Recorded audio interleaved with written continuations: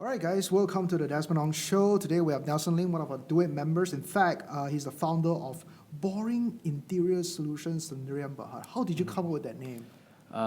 Funny story, we were kind of stuck up with name. We were stuck with name. We were looking for a few alternatives. We tried to register, none of it goes through. Initially, we were going for flashy and stylish names, but none of it go through. And then we stumbled upon Elon Musk. I'm not sure if any one of you know that he has the company is called Boring Company, which the thing that he does is so interesting, everything inside the company. So we were thinking that we were doing interesting interiors, so why not use a ironic name? You know what I think about it is that I think the name is very catchy, right? It's different. Like most interior design company names is just so typical, right? Like just so hipster sounding. Yeah. But I like that it's called Boring Interior Design. Okay. Has anyone complained about the name yet? My parents. The parents. Okay, that's great. They were like, yeah, this name is not why call yourself boring or something like that. So they were complaining and thinking it's not that good. Right. So why don't you tell the audience a little bit about yourself? What do you do, and what are the values you can provide today? I'm Nelson. First of all, I'm not sure if I intro myself already. I've been in this renovation and design industry for 4 years. Right. So funny story of how I started. I like all teenagers when we were in Form 3, Form 4, staying up late was sort of like our hobby. So I was in my room. There's Astro channel over there for the TV. So I was there browsing through channels. Like midnight, usually the shows aren't that good. So funny enough, there's this HGTV, which is American channel, but somehow it ended up on channel Astro.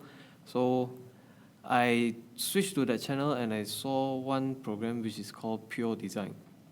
So initially I wasn't sure what's the program is about. So but I saw design and I'm kind of like, okay, I'm kind of interested in this. So I started watching. The host of the show was Samantha Pin, which was my childhood crush or teenhood crush, you could say. I was in my 15s. What they does is that they give back to the people that give to the society. So it's like firemen, policemen, people that is in poverty or something like that. They all need a home. They have a home at the moment, but the home condition is sort of like not that pretty, or maybe it's a bit torn down or wear down. Is this a TV show? Yeah, it's a TV show. So it's hosted by this lady called Samantha Pin, P-Y-N-N. P-Y-N, and she's hot, yeah? That's what you said? Yeah, kind of cute at the time. Okay, okay.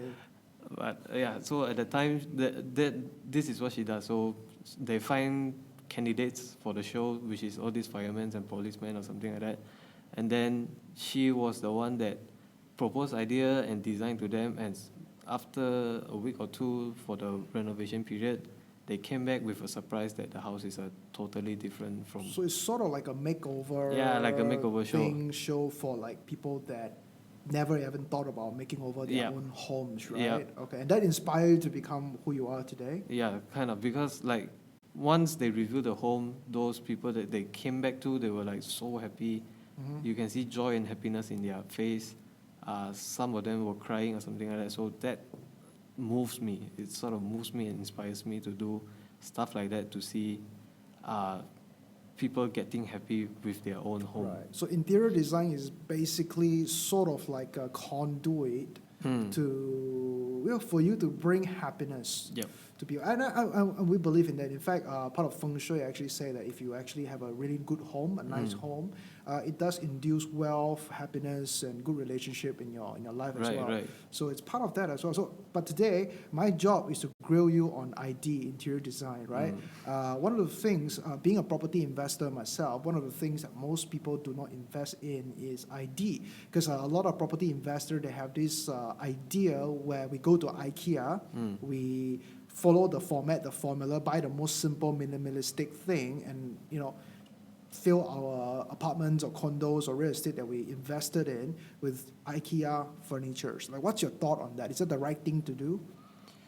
It wouldn't be the bad thing, but it's a start for you. It's a start for you to start somewhere. But doing that, it wouldn't bring your ROI or the income very far, because like how much you invest is how much you are going to get. So if you are investing less into simple and minimalistic furnitures, your rental return is going to be simple and minimalistic as well. So if you're looking for a higher amount or more flamboyant, like out of the market current rental rate, you need to do something amazing to get that. But surprisingly, people didn't know that making flamboyant or great interiors doesn't require a big blow in your wallet. So simple things like maybe wallpaper or adding cupboards or maybe your curtains. I find a lot of people they like to chip out on curtains. So curtains sort of stands a big portion in your house, like in the living room. Once you walk in, there's a window, and beside the window is the curtain. So you can say the curtain took up about 30% or 40% of the space. So with such a big portion that they take up and you chip out on that, the property is going to look cheap. Well, so tell me something right now, because now I'm learning something. Curtain is something that we should put some focus on. Right. What are the things that we should put focus on? Like besides curtains, obviously curtains. I'm assuming you're telling us not to buy the cheapest one, but we get the ones that I assume just moderate will be good, right? Right. And maybe you can give us some tips on what colors of curtains or what kind of curtains in terms of material. Besides curtains, what else can we do? That kind of tips. Okay, back to the curtain. So we can talk about try not to take something that is too dark in color or not too dark. Try to avoid gray because one, it doesn't really complement the interior, and once you walk in, it looks kind of boring and a bit dull, since gray is a color like dull. So color. no gray. No gray. I wouldn't Okay. recommend gray. So I would say brown. Brown seems like a very good option. Something Brown, okay. Like what kind of brown? Mahogany brown. Close to bronze-ish. Bronze is you like it curtain, okay, because obviously there's many materials. Right. Should it be shiny or should it be like matte? I like it glossy. Glossy, like I like it glossy. So because it looks more expensive, isn't it? Right. And they don't have to be expensive, but as Right. long as they're glossy, they do tend to have this feel of more expensive, right? Right. So I guess curtain brown is more flexible, I'm assuming. Yeah, and then it's easier to complement your furnitures. What about strong colors for curtains like red, blue, green, yellow, gold? I like gold, but what do you think? Gold for curtain it's a bit like the 80s, like when they wear those tights Yeah. and go to disco. Yeah. So it brings up more of an 80s feel. So it wasn't for me. It's not for me, but pastel colors. I like pastel colors. I think pastel colors complements a lot of things easily. So like white and pastel colors usually goes together. Yeah. So you don't need to spend much on your wall in that sense. So you don't need to repaint or anything, because usually walls comes in white once you purchase the property. So pastel colors and white, they just go together easily without you spending even more on the curtain on the wall. Okay. So besides curtains, what other things that I should put some focus on cheaply without a need for ID, without a need for interior designer to help? I would say invest in some wallpaper. Wallpaper. Wallpaper. Wallpaper is expensive, isn't it? Contrary to the belief, wallpaper is actually getting cheaper at the market. Okay. Usually, like some brands, they always have big sales at the end of the year or something like that. So if you are planning to get a property soon, so during that period, it's okay to stock up a little bit, and then when it comes to the time to renovate your house, just bring it there. Okay, I'm just curious because obviously we live in a very humid country, right? Wallpaper is more common in other countries like America, Right. the UK, right? But in Malaysia, very seldom do people use wallpaper unless they put effort into their unit or their condo and apartment. This is my question, where we put the wallpaper one time, right? How soon do we need to start maintaining it or replacing it? Because it will come off, right? They usually have 5 years. The worst type of quality is usually 3 years, but from my experience, 5 years is their end of the life. 5 years. 5 years. Okay. 5 years. is if the I wouldn't say artist, the one that puts the wallpaper on the contractor. Yeah. Yeah, if the contractor did a good job, I've seen some that goes above 5 years, like 6 or 7 at the most. At the most. So people shouldn't skimp out on wallpapers. Because I don't know, like for me, being a real estate investor, going to real estate seminars in the past, what they were telling us was just keep it simple, paint white walls, it's easy to dress a white wall. Like let's say you got a really you've been assigned a really bad condo, like the condition is horrible. Right. It's either you gotta paint it or put a wallpaper on it. What would you recommend? Actually, it also depends on the condition. If the paint is too bad and you stick the wallpaper on, it's gonna come off Right. easily. But you could scrape it off, right? No? Yeah, you you need to do some work first before you stick the wallpaper on. So scraping or sanding, make sure it's smooth, a good surface for the wallpaper to stick on, and then that's it. Okay. It will last. But if not wallpaper, and then like what you said just now, they said white wall is easier to dress or something like that. But in that sense, you need to invest in decoration like photo frames, some wall decor art or something like that. So stuff like that. But in my opinion, those are higher maintenance than wallpaper. Okay. Because it's a solid object, right? So when the dust comes, it sort of sticks on top. So the cleaning is a bit. Okay. So now we got curtains. Okay, very easy. We pick a brown glossy color. Bam. Now the window looks a bit nicer. Right. Okay. Now then we have obviously put some wallpaper on it. Just curious, talking about wallpaper, any specific colors that we should be looking out for our unit, for our condo? Because I know wallpaper can go from super flowery with florals, Right. and then there are some that are just absolutely weird looking, and then there's just some that just looks like a strip club, right? So I just want to know, like, what kind of wallpaper would you normally pick?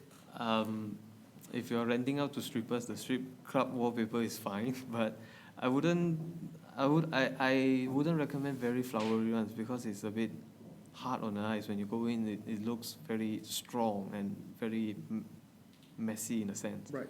So I like wood, something that looks kind of woodish. And then once you do the woodish kind of feeling, I don't know what is it about wood that sort of makes the place feels more luxurious. It feels more luxurious and more expensive with the wood finishing or we have some wood elements inside it.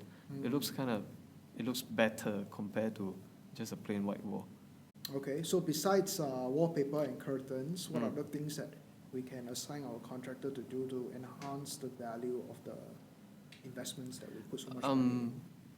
Again, wallpaper, but not just on your wall, but sort of stick it on the ceiling, like make it one piece. Ceiling? Yeah. Oh, okay. Yeah, ceiling is one. Notice that a lot of the ceilings are just plain white, or they just have lights on it. Okay. So it sort of looks kind of boring in a sense. So I would say stick wallpaper on the ceiling as well. It's not that much to have them stick it up on the ceiling. It takes time, but in terms of the payment, it's not that high or not that much. Okay, so you stick the wallpaper onto the ceiling, Yeah. which is definitely very odd. But what's the purpose of that? Is it to make the unit look bigger or more colorful? What's the purpose? Colorful in a way, and then another things like it seems like you give effort, like if there is a tenant, if your property agent is bringing them here and there, I would say out of 10 units, 9 of them doesn't do shit on the ceiling. So the ceiling is going to be empty until they walk to yours. They're like, whoa, it feels like there's someone that give effort and sort of do something to make the unit look nicer. Do you put the wood wallpaper onto the ceiling too? I do. So your whole entire place is going to look like a cabin? With brown curtains. Not to overly do it. So if I were to pick wood, this wood kind of wallpaper, the curtain I would pick pastel color instead. So instead of brownish, you pick some light colors to contrast with the wood. So it'll be like what, white? Pastel colors, maybe baby blue, baby pink, something like that. It's kind of trendy at the moment also for this color, so it looks quite nice. Okay. Okay. So these are the things like wallpaper on the ceiling, wallpaper on the wall, and then we got the curtains. Like usually, let's say for 1,000 unit square feet condominium, which most of the real estate investors today, their average unit size is about 1,000, 1,002, like that, right? So how much does it cost to dress it up with those three, the curtain, the wallpaper, and the ceiling wallpaper? I mean, wallpaper. Assuming there's no contractor involved, just the materials. Materials alone wouldn't be that much, to be honest, but in terms of wallpaper, I recommend getting a contractor because they know what they're doing. Right. And if the job is done well, it can last 3 or 4 years. So I have a guy that he just did it. I think for wallpaper alone is about 3,000 for 3 areas, 2 bedrooms and 1 living room. This is inclusive of the wallpaper and the contractor? Right, yeah. Okay. So 3,000, that's good, because I'm assuming that's going to be able to improve the rental. Right, it's definitely going to improve the rental. Which I think is a good tip, because I get so many people complaining to me that, Desmond, I just bought an investment property. I just invested in property because I went to a property seminar and this guy says it's time to buy a property now. Every time is the time to buy a property now, which there's truth and false to that, but the problem is when you buy a property at an extremely high valuation, what happens is that when you rent it out and your property looks like any other neighbor's property, because we know the developers, the moment they give keys away, all the units looks pretty much the same, especially the furnished ones. Yep. The furnished ones, they all look almost the same. So a lot of people need to touch up and dress their units properly before they can rent it out, right? So there are people that might be watching this, they just got their property. Their concern is that it's a new development, it's a new property, brand new, why should I dress it up? Why should you dress it up? I mean, of course, the common thing is that to be able to rent it out faster, right? So the mortgage hits you less, right? So we are talking about investors here in this sense, right? Yeah, okay, correct. so firstly is to stand out. Like, if you have a tenant coming in and out, he's going to see that all the units are the same. He's not going to remember your unit. He's going to, something like, I would say just playing dice, So he's sort of like playing the dice. It's like, okay, maybe this unit or maybe that unit. So you're not going to have a competitive edge in terms of... You're no value, additional value, adding, right? So technically speaking, dressing up a unit is to add value, number one, and it's actually like a sales or marketing activity, isn't it? For your your unit is the product. Right. And if your product looks shit and doesn't look very appealing, you're not going to buy a product that doesn't look good, isn't it? And then sort of, in a sense, it's like packaging as well. Like packaging. If you were to buy a watch from Pasar Malam or something like that, you will feel it's a watch. But if you were to buy a watch from Rolex or something, they usually give the box, the bag, or maybe 1 or 2 catalogs. So you sort of feel it's like premium and exclusive, right? It's kind of like an experience too. Right, it's sort of kind of an experience as well when you were buying that. So you have a good experience renovating your unit, and the tenant's going to have a good experience renting from you. So you want to provide that competitive edge and that feeling of luxury. But why do you think so many investors today, right? I mean, obviously, there's a lot of people, young adults, or say 30-year-olds and so on and so forth, they just got their first unit or first 2 unit, new development. They find it very difficult to rent it out. Is there anything they can do? One thing is definitely you need some makeover. You need to make over your unit. You need to. But what if they don't have the money to make over because they spend all their money, either, paying for the deposit to make the property investment happen, or obviously with the economy not being good, they want it to save it aside. They are not willing to come up with the money. Right. So they don't have a lot of money to put into it. There's a few ways to work around it, but one of the methods that I would recommend is, credit card. Would you recognize or recommend that credit card in this matter is a good way for you to step it up first? So sort of like swipe the card and wait. The loan repayment from the credit card is not that high, the interest. One thing, and another thing is that it gives you the flexibility to have your unit be readier than other people in a shorter time. Because it actually hurts you more by not being able to rent out, Right, right. The mortgage, that's Right, the yeah. mortgage is going to hurt you even more than what the credit card is going to do to your current situation. I don't know if you know, like I've been looking at over the last year, me and my property investment friend, we're looking at auction properties, Right. and there were so many of them. So many of them they couldn't rent out, and young adults bought them, and then they had to default, so the property goes back into the auction market. Right. Right? It's a sign of, in my opinion, oversupply. There's too many property to choose from. There's too many real estate to choose from. What's your view on this particular market condition? I mean, I believe that this could be one thing. The developer, they are overdoing it. I guess they are overdoing it, but in a way, so many developers is doing it. Maybe they are seeing something that we are missing. I guess maybe they see a different kind of market that we are missing or something like that. Like that's why there's so much extra. But here's the problem, isn't it? Because investors, they don't invest cash, so they invest purely based on speculation that Right. The area is gonna be the next Right. Damansara, is gonna be the next city center, right? But for example, I'm sure you know in Puchong, their city center has transitioned a few times, and Klang has the same thing.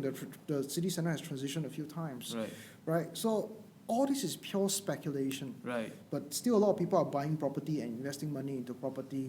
And I see so many of them, they default on the repayments because they couldn't rent it out and they don't have the money to put into ID to hire an interior design consultant to help them out with that, right? So, what's your analysis of this particular situation? Okay.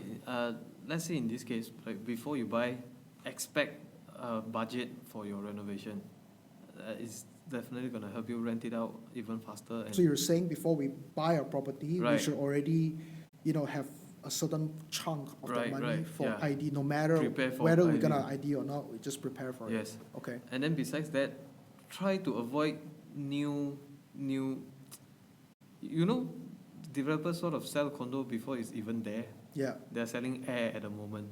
Yeah. So when they are selling that, usually the price is about 20 to 30% higher than what the current market rate is. Yeah. So in a normal way, let's say each property increases in value, but in a year, sort of like 5 to 3% per year. So imagine that you're buying something that is not there yet and is 30% higher than the current market value. How long do you need to hold the property until the 30% extra has been there by the raise of the value?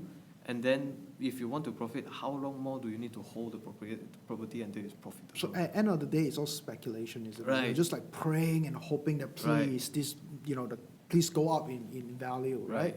So the thing is, a lot of people, especially in this country, a lot of people still deployed a lot of their money into investing in real estate because they felt like it's more real, like it's tangible, right?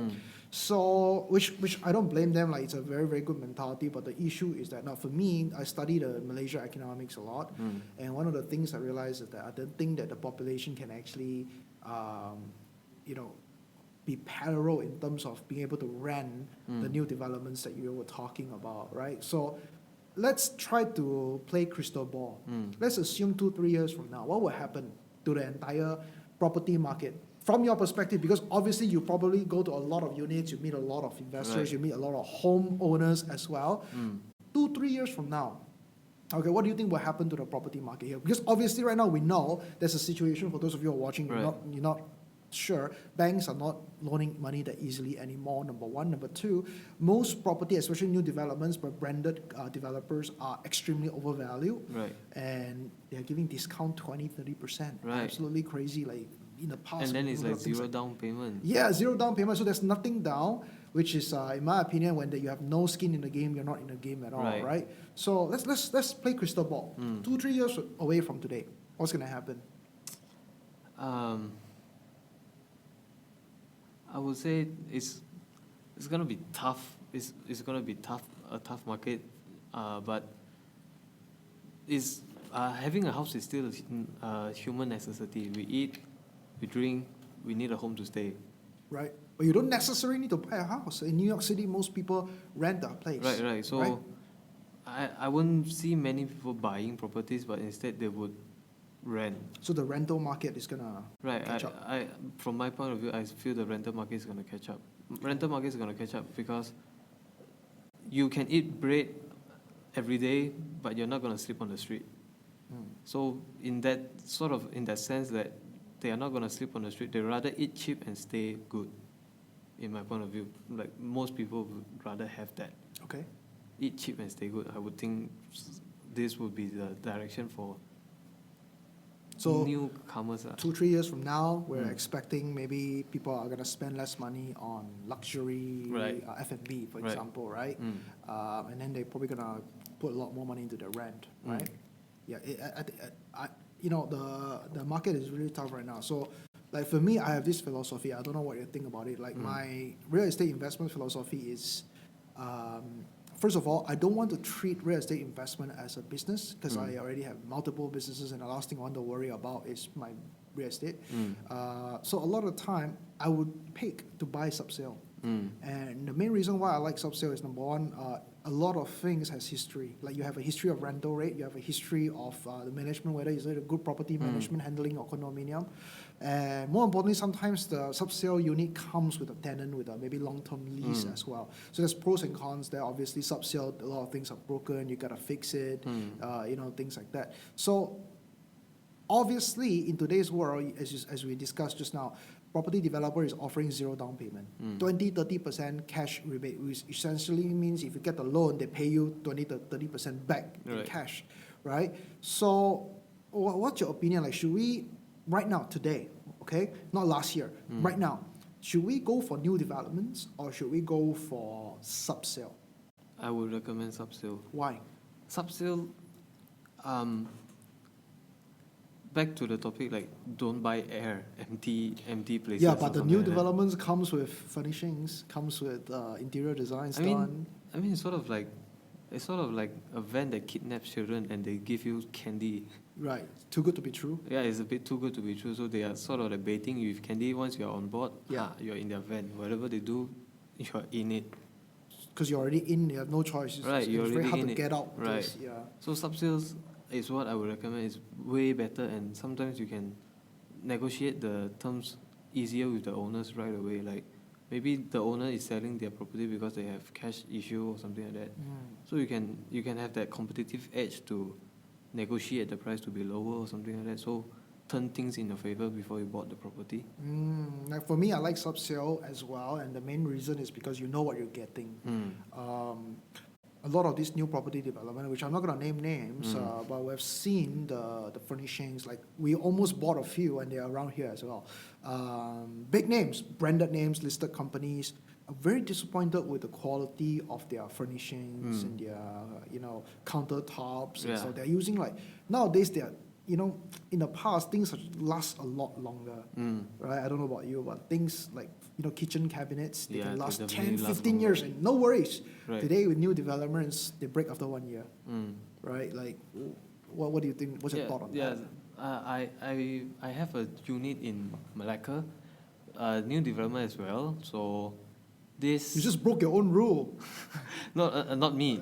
It's not my property. My client. Okay. So she's from Hong Kong, if I'm not wrong. Okay. If I'm not mistaken, she's from Hong Kong. She just bought this new unit. I think the building has just started for people to move in like 6 months ago or something like that. Okay. So when I was in there, I was doing her renovation and stuff like that.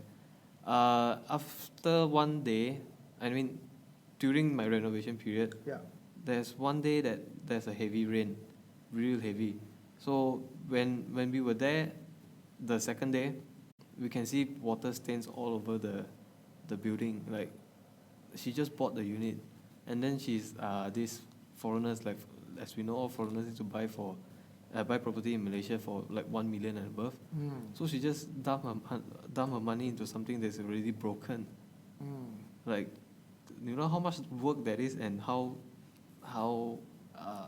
heartaching is it to see something you just bought that is already broken? Because you don't know what you're getting. Right. Yeah. Because it's a new development. Right. And they're just Just of course they'll tell you it's great, it's gonna be amazing, Yeah. but it's not And always, everything you know. of course they can sell you this way, because all you see is just 3D renderings and pictures and Correct. visuals. So you don't get to touch and feel and see the real thing. So whatever they're selling, it's just pictures. And pictures as we know it is photoshoppable. Right. So they Photoshop it, they make it look nice, you see it, and you sort of get baited already. And once you got the new unit, it's totally different from what you expect. Because what my property mentor, actually, I remember 5-6 years ago, he said this. There's a reason why a developer will give you bonus, number one, like rebates, zero down payment and all that kind of stuff. There's a reason why, because without those, they cannot sell the unit. So if you can find a property where all the sellers are holding strong to the value, all the sellers are not willing to sell, it's always a good sign. Right? So, but the thing is, obviously today, young people, millennials, or the even younger ones, they're trying to buy property, but they cannot buy sub-sale. Sub-sale is just too overpriced, right? Like I have a condo, I can't even remember, I think like 800 square feet, maybe somewhere around there. 900 plus, I think, 900 plus, in KL Central area. Condo valuation is 1.2 million. A young person is never going to be able to afford it. Like that's a monthly repayment of close to 4,000 ringgit. 1.2 mil. Okay. For 900. Right. That unit is like that. I mean, the whole condo is like that because it's one of the ones that is next to Shell Tower and all these Petronas and Google and stuff, right? So a young person is never going to be able to afford a repayment of 4,000. Right? So automatically that disqualify them from investing in certain sub-sale. So what kind of sub-sale market should they be looking at? Well, since you're young, you have the energy to drive more. I would say look for further outskirts area. So because outskirts area are still low, and then the potential for them to grow is high. Give me some examples of outskirt areas. I would what is this place again? Selayang, and then what's the place above Puchong a little bit?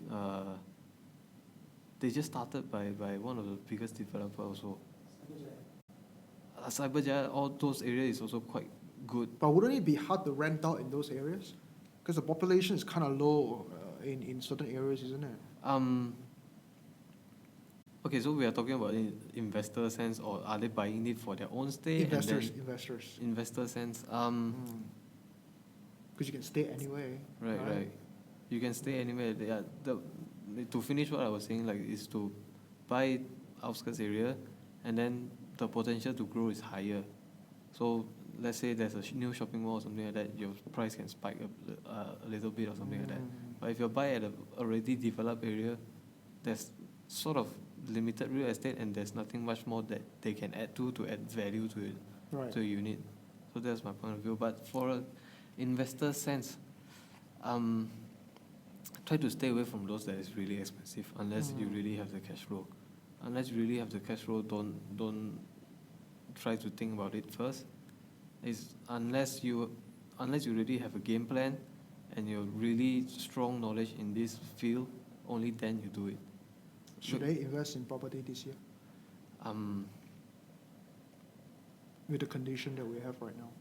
I would say this is actually the right time to buy, because sub-sale or new development first? Sub-sales, because sub-sales is sort of like some people that is maybe they just recently bought it or something, and they are not managing the unit properly. They're sort of feeling the burn, the pinch. The pinch. They are not getting anything from their investment because of that virus, and then traveling is lesser, so less foreigners, less renters, or stuff like that. So they're sort of feeling the pinch, and those that don't have the holding power, the capability to hold it, they are willing to release at a cheaper price. Okay. So, in terms of investment, okay, we talked about that already. So let's talk about home buyers. If they want to buy a home, I have this belief that you rent where you live. Because I believe that you should use your credit, because you only have limited credit. So in case most people do not know, the way you get a loan is based on how much income or cash flow you get in your personal income. and your debt must always be below that, right? Your monthly repayment. So because of that, I believe that you need to rent where you live so that you can use the cash flow to, raise more debt to invest in property when opportunity comes. What's your philosophy on this? Because a lot of people, especially especially the older people, they always say, "Oh, you gotta live in the place that you must own the place that you live." What's your thought about that? I wouldn't say it's a bad thing to so you live where you rent, right? So this is what you're saying. Yeah, rent where you live. Yeah. So in a sense, so you're sort of an expert at the area already. So when there are tenants coming in or something like that, you can share what you know, like what's the best food around here, what's the closest way to the MRT, what's this, what's that, and what's the benefit of all these things. So you can sort of sell the place better, I guess. So you sort of know it better before you. So you're saying that we rent a place, and then once we familiarize with the place, we should aim to buy a property or invest a property in the area. Yeah. Another thing is that talking about MRT and talking about all these malls. Right now, there are just so many hubs. Hubs as in, like we have Kota Damansara, which is here. We have SS2, we have Damansara Utama, we have TDDI, Bangsa. So many hubs, right? They're all like in their own areas and stuff. Do you think that the Malaysia population can sustain, number one? And number two, should investors look into investing in these hubs, especially the commercial slots or commercial real estate? Also, so talking about commercial properties right now, I would recommend you to buy commercial property and rent residential property. So basically, if I can only buy one, buy commercial. Right. Okay. So because in a sense, like when there's a new development, only 20% of the land is approved by the government to be commercial land. So if there's let's say a new town, only 20% will be commercial. Right. Okay. So and then the rest is residential. Okay. So naturally, commercial is going to be higher in demand all the time. So if you were to invest in commercial property rather than in residential, you sort of have a more competitive edge, isn't it? But they're more expensive. They are more expensive, but one thing, they yield higher returns. I guess you don't need interior design, right? Because let's say if you buy a shop lot, the tenant will come in and put in their own design. Yeah, and then you sort of save up on these things. So in a way, you sort of balance out the model needed, I guess. Your starting money, so you sort of level it up, and it's not that high and it's not that low as well. Okay. So any hot areas that we should be looking at? Currently for residential and commercial, right? Both. Quite a few. I still strongly believe in Cyberjaya, but many people are sort of shooting down Cyberjaya for not. Which is quite far away, isn't it? It's quite far, but they have their own crowd. They have their own crowd over there. Okay. It's more to foreigners, and because it's one thing is that there's 2 universities over there, 2 or 3 if I'm not mistaken. Lim Kok Weng, University of Cyberjaya, and MMU. MMU, right? yeah. So there's 3 universities over there. There's definitely going to be people coming in and also be students coming in, and if it's a bonus if there's more international people coming in over there, isn't it? So invest in places that actually have universities, school that attracts foreigners to come in. So now we have Cyberjaya. What other hot areas should we look at? Cyberjaya is definitely the entry level at the moment, so it's cheaper to get it over there, and compared to other areas like Mid Valley, Sunway, that has a lot of school, but the price for the property over there is insane. The price is insane, but compared to Cyberjaya, it's so much more cheaper and available for entry level. So there's a margin in Cyberjaya. Yeah. How much is a condo in Cyberjaya? Like maybe 1,000 square feet.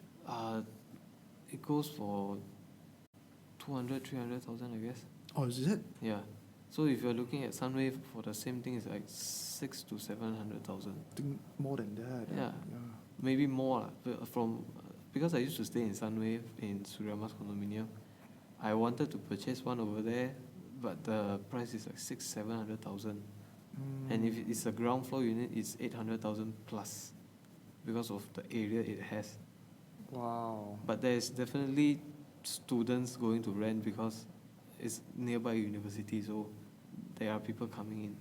Okay, so Cyberjaya. What about any other hot spot besides Cyberjaya? I think mid-range you can go for this Oakland Road. Oakland Road. Oakland Road, from my experience, is still, the price is not that ridiculous yet as Sunway. And then you not only target universities, you also have this Mid-Valley. Mid-Valley because there's working adults that can rent there, and working adults, as we know, definitely rents higher than... But they have been trying to develop that place for a long time. Like for 5-6 years, they've been trying to like grow that place up, but it just doesn't grow. Do you think it's because that place is always a weird place, because if you think about it, there's just two roads, to and fro roads, right? And that road is just like Puchong and then Mid-Valley, right? And during the rush hours, it's insane. It's gonna jam. But in a investor sense, you're not living there, so not your problem, I guess. So you're really aiming for people that works around, let's say, the area, Mid-Valley. Okay, Oakland Road. Any other hot spot you want to like share? Out of KL, I would say Penang and... Penang? I thought Penang is overvalued like crazy, especially the island. But it's sort of become, from my research and what I've gathered from people, it's sort of become the retirement area for overseas Chinese or something like that. Oh, is it? Yeah, so when they are thinking about retirement or something like that, they sort of look at Penang over there more than other areas. There's a beach and... I thought Chinese. It was going to be Malacca that is a good retirement area for them, but surprisingly the market steered them towards Penang. That's interesting. Penang, okay. Okay, so any other tips that you would like to share with the audience when it comes to property investments? Or maybe they already have a property, what they can do to increase rental yield or anything like that? So like before you buy, make sure you are familiarized with the area. So maybe shift there for 1 month or 2 months. Or so don't listen to the agent. Yeah, don't listen to the conflict of interest. Right. Yeah. Do your own research and don't listen to what other people say. Agent always give you the good news. Right. And then in a way you just need to do your own homework. Don't be lazy and just make sure you do your own research and make sure you know what you are buying. You could actually Airbnb before you buy. If they have Airbnb in a condo tower, maybe it's good to just Airbnb there for 3 days. And pretend that you're a tenant. How would you feel? And you pretty much get a much... so you know what's going on, and then if there's actual tenant that is looking for you, and then you can introduce the place better, and you build a rapport with them. Right. And when you rent an Airbnb, I believe karma goes around. So you rent a unit, you help someone with their mortgage, and then in later time when you buy unit over there, someone's going to help you with your mortgage. So sort of like how the world goes around. So this is how I view it. And then make sure you do your homework. Is what I'm trying to say. So make sure you do your homework, know what you're buying, know what you're getting into. Investigate before you invest, for sure. You need to find out more. I think most people they're just too lazy. I think they just listen to the brochure, they just listen to the talks and the agents. And now I think when it comes to such a big decision, a 6 figures, 7 figures decision, better to... don't be lazy. But laziness is just a problem for everyone, isn't it? Like if you are hardworking enough to renovate your property, you are going to get it rented. If you are hardworking enough to study what the area is or what you're buying yourself into, you will make a good investment. If you're hardworking enough to talk to more people and understand the area better, it just makes sense, isn't it? To not be lazy and do your own research. In short, I feel like one of the things that most people need to do is do more preparation before they invest anything. Number two, actually, besides just buying a property and hoping that it rents out, actually like actively participate in adding value into the property, Yeah. right? And one last thing that I want to discuss. I know we're talking about wallpaper earlier and curtains earlier, right? And you're an interior designer, right? And here's the thing: in Malaysia, contractors are trying to be interior designer as well. They're Right. literally telling you, "Hey, you don't need ID. I can do this for you Yeah. at a cheaper price, just to get more business." What's your thought on this? I like. I hear a lot of people talk about this, and they try to discuss it and be smart and do it themselves. But in a way, like you're not, like you're not doing yourself a favor. You're troubling yourself, sort of like, how do I put it? Okay, so you're not, if you're not very experienced with it, you're gonna get conned by the subcon. You're gonna get conned by the subcon because you are not sure how to tell them what to do, and whatever they told you, if you're not experienced enough, you'll be like, oh yeah, it should be good enough, it should be okay. But most of the time, if the subcon is not very honest, they're just gonna cut corners and do whatever they can to save their costs and raise their profit. But that's what the contractor is there for, isn't it? The main con. Yeah, the main con, which is like sort of an ID interior designer. I think most of the time in the current market, interior designers sort of become the main con already. Yeah, absolutely. I think that's for sure. But there are also main con that tells you that you don't need an ID, you don't need an interior designer, you just need them. From what I see, usually this type of main con, they have interior designer services provided for you. Do you think they're interior designer? Not them that is doing it, but So they subcon to ID. Yeah, they sub to ID to do it. Okay. So if that type of main con is still fine, but try not to get subcon that acts to be main con. So like a simple guideline is if they don't provide you plans, drawings and visuals, try not to go for those, because they are just gonna do it sort of like it's like gambling, you know. You hire that subcon. If it turns out good, it's good. If it turns out bad, it's bad. So it's expensive. Yeah, and it's expensive. Risk. And sometimes if they are not experienced enough, they might mess up the material, break a thing or two, and then they just come to you like, oh, this thing is broken. Do you want to fix it for another extra something like that? So when you sort of add up the total amount, it's similar to finding an ID or main con first to do the job for you. Sure. And it's easier to deal with just one person, isn't it? Like you and the ID deal to the rest. So you don't have to be dealing with the painter, and then you need to deal with the wallpaper guy, you need to deal with the electrician, you need to deal with the deliveries. So all this is like crazy work. It's a lot of work, and it's going to discourage you from going to get your next property or something like that. So you sort of you will be very discouraged to in this industry and what you're doing already. Okay, so to end this conversation, why don't you share with me or share the audience your experience dealing with a nightmare client? Like the worst client you can ever imagine, without naming any names, of course. Right. I think, from my experience, nightmare clients are usually the one that is rich. Oh, really? Yeah. Okay. Like those they have a limited, or they set the budget properly. They're sort of okay to deal with, and then price speaks for them. Like you give them a few choices, and then they look at it. Just choose the second cheapest or the cheapest one for them, then they will do. But I have this at I think it's Shah Alam area. The quite rich, the owner, and which is why she's a nightmare, because initially we provide plans, 3D, all the designs and everything. Yes. they agreed to the design and signed it, and we proceed with our work naturally. So we did the ceiling, we did the tiles in the toilet, washroom, and everything. Yeah.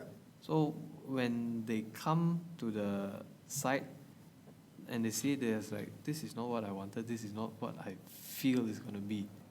But we explain very clearly in the process of the plan and the 3D. Both parties sign and agree that this will be the outcome. Yes. So when we bring up the 3D, the pictures is exactly the same as what we had on site. But when she look at it the second time, they are like, not really what I wanted. So take off everything and redo. Okay, and who bears the cost? The owners bear the cost. Okay. But in a way, we don't rugi lah. We don't have a deficit in the project. But it takes up such a long time, which means our profit is getting thinner and thinner. So for that same period of time, maybe we could have done 2 or 3 houses. Yeah. But we ended up just dealing with one house. I think it's natural, especially with higher standard clients. So higher standard clients do change their mind a lot. Right. And then when money is not a concern, they are just like, no, never mind, change lah. Redo lah, take it off. I believe we redo the ceiling for 3 times. 3 times or twice, I can't remember. So it was done, they came, not what they wanted, take it off. So the issue was that it took up your time. Yeah, it took up the time and thus reduced the profit margin. Because opportunity cost, like you could have done more over the time. Yeah. Okay. Well, is there any other tips that you want to share before we end today's conversation? Right. I'm not sure if you guys are familiar with the wine philosophy. Like people tend to recommend to buy the second cheapest wine, which is okay, and then it is the greatest. Okay. Yeah. So I feel like ID sort of has the same philosophy as well. If you go for the cheapest one, it's definitely going to be like subcon kind of standard. So if you cut out on that, and then the outcome is going to be like, I would say shit sometimes. But if you go for the second one, it's the wiser choice because they are more realistic. So always pick the middle one. Yeah, I would say pick the middle one because if you pick the high-end one, like those very famous like Zaha Hadid, all those architects, maybe you're not going to share what they think, unless you're really adventurous homeowners. Then you can go for those high-end architects, because sometimes they are more artistic than realistic. So whatever they do, maybe there's a very nice wall or something like that, but it doesn't have a purpose. It's just there because of certain artistic value or philosophy or something like that, or the concept to fit in the concept. Yeah. But it's there, but it doesn't have a function or usage.